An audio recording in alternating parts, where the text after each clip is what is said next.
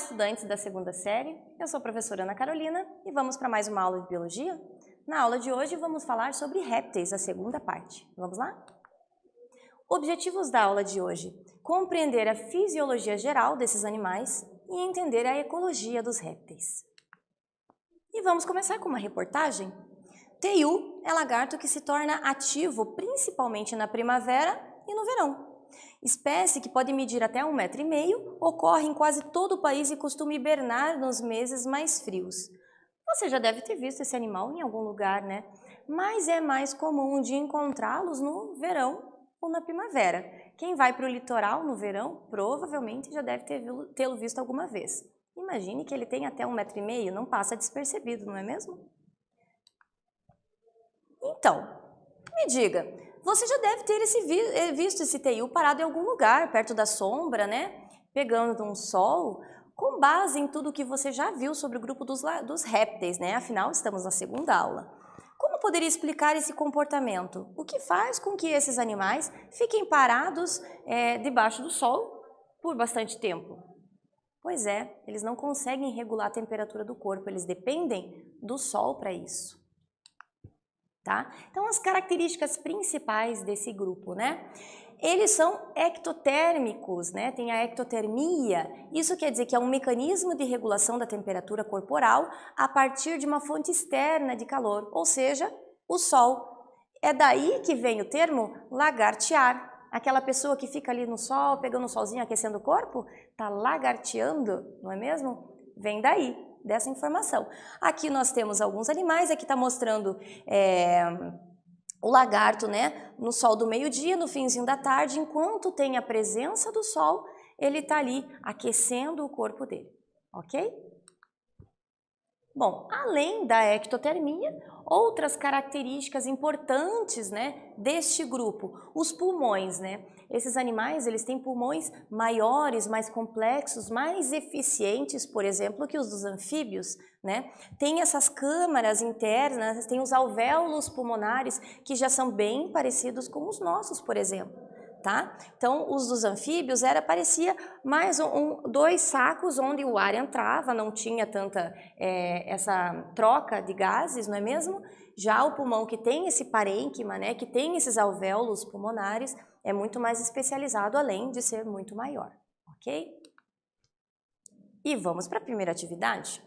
Um grupo de turistas visitou um parque estadual com o objetivo de observar lagartos. Saíram para uma observação em campo pela parte da manhã. O céu estava nublado, a temperatura girava em torno de 18 graus. Avistaram apenas algumas aves e um tamanduá-mirim. Como você explicaria o fato deles não terem conseguido avistar nenhum lagarto? Pensa um pouquinho e eu já retorno com a resposta.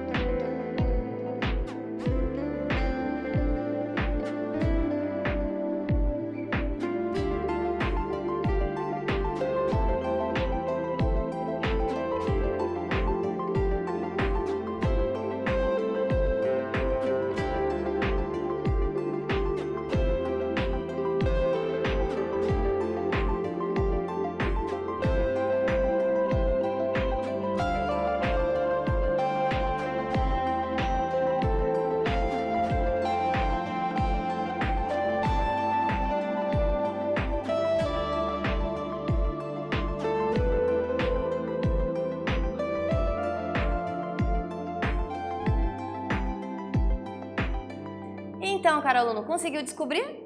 Por que será que esses turistas não conseguiram ver lagartos naquele horário? Se você parar para pensar, olhar no início da questão, eles estavam pela manhã. De manhã, o horário mais frio, nublado, 18 graus. Sim, esses animais, eles são ectotérmicos, eles dependem do calor do sol, né? Então, eles não avistaram justamente por causa disso. Se tivessem saído mais próximo da hora do almoço, provavelmente teriam avistado, ok? Outras características com relação ao grupo dos répteis, né? Então, por exemplo, com relação à circulação sanguínea, tá? Tem uma diferença entre eles, né? Os não crocodilianos, né? Tartaruga, jabuti, cágado, né? Eles vão ter a presença de 2 átrios, como mostra aqui em cima, né? Só que o ventrículo, esses aqui de baixo, ele é parcialmente dividido. Isso quer dizer que o sangue, ele se mistura um pouquinho, ok? Já naqueles que são crocodilianos, né, jacaré, gavial, né, o crocodilo, o coração ele vai ser dividido certinho entre 4 partes, né? Então vai ter os 2 átrios, 2 ventrículos, né, e o sangue não vai se misturar, ok? E aqui uma comparação entre os 2 tipos de coração, né? Na letra A nós temos o coração de um crocodiliano, né? E na letra B de um não crocodiliano. No não crocodiliano, ele tem essa membrana ali que faz com que os ventrículos não estejam completamente separados e com isso o sangue dá uma leve misturada. Então aquele sangue rico em oxigênio mistura um pouquinho com aquele sangue rico em gás carbônico, ok? Mas é coisa pouca. Com relação ao sistema digestório, como que é a digestão desses animais, né? Ela é completa, tá? Isso quer dizer que tem boca, tem faringe, tem esôfago, tem estômago, tem intestino e também ele vai acabar justamente na cloaca. Aqui nós temos a imagem de uma tartaruga, né? É uma tartaruga, será ou é um cágado? Não, é um cágado, olha as unhas dele, né? Provavelmente é um cágado. Tá? Então ele, né, inicia ali na boca, vai para o esôfago, nós temos o estômago, lá embaixo a gente vai ter a cloaca, ok? Com relação à excreção, né? Esses animais eles vão excretar ácido úrico, né? Quando a gente falou sobre os anfíbios, quando eles viviam mais na água, né, eles excretavam amônia. A amônia é tóxica, porém ela é bastante solúvel na água. Já o ácido úrico, ele provém de proteínas, tá? Então, ele é uma substância mais pastosa, né? Vai ter pouca água, ele vai sair justamente pela cloaca, tá?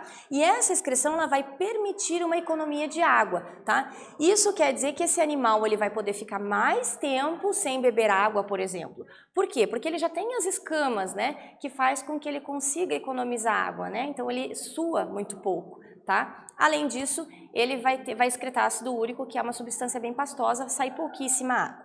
Tá? Então aqui na imagem nós temos mostrando, né, o rim, a bexiga urinária, sim, ele consegue segurar uma determinada quantidade de urina, além da cloaca, tá? Com relação aos órgãos dos sentidos, né? Esses animais, eles têm as pálpebras, como nós temos, né, para piscar, por exemplo, como essa lagartixa está fazendo nesse momento. Tá? Só que além disso, eles vão ter uma membrana a mais, que é a tal da membrana nictitante. Essa membrana é como se fosse uma terceira pálpebra. Você já deve ter visto, por exemplo, num cachorro ou num gato, né? Essa membrana, ela vai fazer como se fosse uma limpeza no olho. Então é uma terceira pálpebra que eles têm, na verdade é uma membrana bem fininha, tá? Que vai fazer uma limpeza ali no globo ocular, ok? Além de tudo, ele vai ter as glândulas lacrimais. Essas glândulas lacrimais que vão lubrificar os olhos cada vez que o animal pisca, ok? Ainda falando dos órgãos dos sentidos, alguns representantes dos répteis vão apresentar a fosseta loreal. Fosseta loreal é essa abertura que tem próximo, né, entre os olhos e a narina, tá? E ele permite perceber o calor de animais que estejam por perto. Tá? Então ela consegue se localizar, consegue saber que tipo de animal que tem por perto através dessa fosseta loreal. Então cada vez que um animal emite calor, ela consegue perceber. O animal brasileiro mais conhecido, bem característico que tem a fosseta loreal, é a cascavel. A cascavel, aquela serpente que tem o chocalho, todo mundo conhece ela, ou quase todo mundo.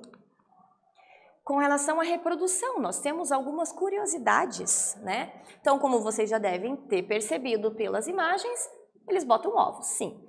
a maioria, né, bota ovos. Então, com relação à reprodução, é sexuada, obviamente, então vai ter encontro dos gametas, tá? A fecundação é interna, tá? Então, naqueles animais que eram exclusivamente aquáticos, né, ou que boa parte da vida era na água, eles liberavam os gametas na água. Esses animais, eles não dependem da água, certo? Então, eles vão ter a fecundação interna. A maioria deles bota ovos, certo? E alguns, eles são ovovivíparos. Ovovivíparos quer dizer que eles até produzem o ovo, mas o ovo ele vai eclodir ainda dentro do corpo da fêmea depois que nasce o filhotinho, ok? Agora, curiosidade que eu falei com relação à determinação do sexo. Esses animais têm uma curiosidade interessante, que vai depender, né? Vai nascer mais machos ou mais fêmeas, dependendo da temperatura. Mas ainda tem mais diferenças, como você pode ver aqui, as tartarugas, quando elas estão em baixas temperaturas, por exemplo, no inverno, vão nascer mais machos. Agora, quando a gente tem mais altas temperaturas, por exemplo, no verão, né? Naqueles dias mais quentes, nascerão mais fêmeas. Já em lagartos e crocodilianos muda um pouco, é o contrário, né? Baixas temperaturas a gente teria mais fêmeas, altas temperaturas a gente teria mais machos. Em animais de outros grupos, né, que não são tartarugas, por exemplo, as serpentes, né? Altas e baixas temperaturas, aqueles extremos de temperatura, a gente vai ter um nascimento maior entre fêmeas. Tá? Já aquelas temperaturas mais amenas, mais intermediárias, nasceriam mais machos, ok? E vamos para a atividade 2. Tartarugas marinhas fêmeas do maior e mais importante berçário de tartarugas do Oceano Pacífico, as ilhas do norte da Austrália, superam o número de machos em 116 para 1. É mais de 99% fêmea, afirma a revista National Geographic. Pensando sobre como acontece a determinação de sexo de tartarugas, o que será que pode ter causado esse fenômeno? Pensa um pouquinho e eu já volto com a resposta.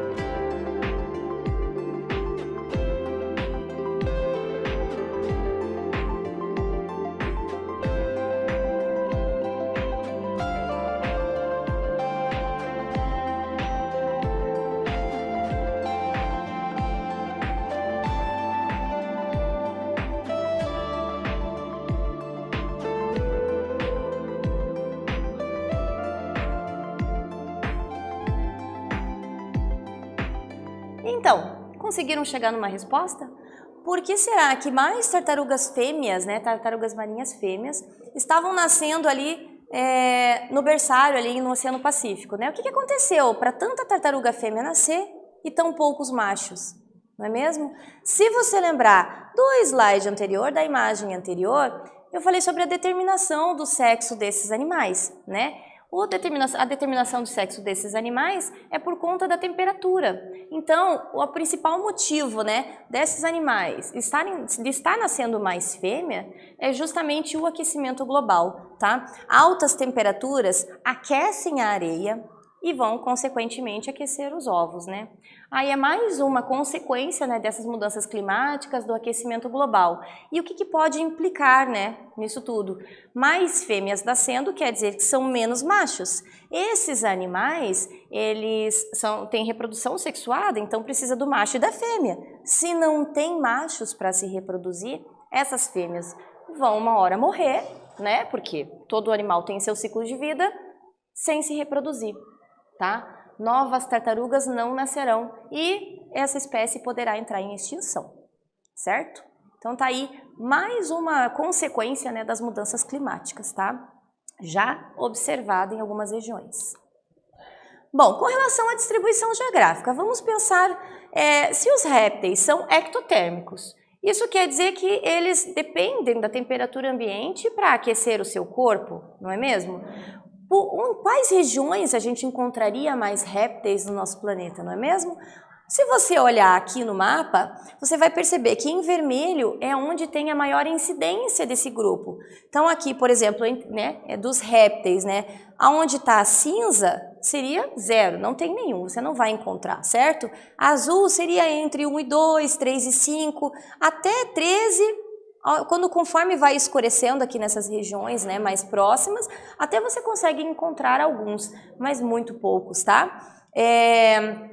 Onde tem muito mais répteis, né, onde é possível encontrar muito mais répteis, é nessas regiões mais vermelho escuro, onde elas estão. Por exemplo, aqui, né, na América do Sul. Por quê, né? Se você lembra das aulas de geografia, você sabe que essa região aqui é onde passa a linha do Equador. É onde é mais quente, né? Onde recebe mais incidência de raios do sol. Então, obviamente, por ser mais quente, é onde esses animais vão preferir sobreviver, ok? Onde eles vão conseguir se dar melhor, tá? Regiões mais frias você não vai encontrar ou dificilmente vai encontrar algum tipo de réptil, ok? Com relação ao Projeto Tamar, né? O Projeto Tamar é um projeto que tem aqui no Brasil, tá? Ele atua na busca pela preservação das tartarugas marinhas que estão justamente ameaçadas de extinção. Como que é a reprodução desse animal, né? Como que eles ajudam? Então a tartaruga vai lá na areia, coloca seus ovinhos e vai embora. Os ovinhos, depois de um tempo, eles vão eclodir, as tartaruguinhas vão ter que cavar aquela areia ali para seguir seu rumo até o oceano. Nesse caminho, elas podem ser predadas, né, por aves que são predadoras, né, que vão se alimentar da carne da tartaruga, mas elas sofriam com outros problemas também, né, com banhistas que estavam ali na praia no momento que os ovos eclodiram e muitos acabam atrapalhando, as tartarugas se perdem, não conseguem chegar no oceano. Algumas pessoas pegavam essas tartarugas e levavam embora dali, porque achavam bonitas e tudo mais. Então o Projeto Tamar surgiu, ele apareceu justamente para auxiliar as tartarugas, né, os filhotes, nesse momento, no momento em que eles nascem. Então eles fazem todo um cuidado, né, uma linha ali onde as pessoas não podem passar, justamente para que essas tartarugas consigam chegar no oceano e quem sabe na vida adulta, ok? E vamos para mais uma atividade, essa aqui é uma sugestão, atividade mão na massa, tá? Então aqui para você criar um lapbook, tá? Um lapbook seria mais ou menos como está aqui na imagem, mas se você tiver dificuldade, né, se você não conseguiu entender muito bem, tem um link aqui para você acessar, ou o QR Code, tá? Que você vai fazer com características mais marcantes, né, dos répteis. Inclusive, você pode colocar a informação, aquela curiosidade com relação à determinação do sexo, né, com relação a temperaturas, né, as diferentes temperaturas que vão fazer, né, em diferentes grupos surgir mais machos ou mais fêmeas, né? Tá? Então você pode usar também, né, por exemplo, o slide 17 para criar esse lapbook. Essa é uma sugestão para você fazer e mostrar para o seu professor, ok? Bom, na aula de hoje, então, nós falamos, sobre a fisiologia dos répteis, a sua ecologia e a determinação do sexo desses animais. Espero que vocês tenham gostado e até breve.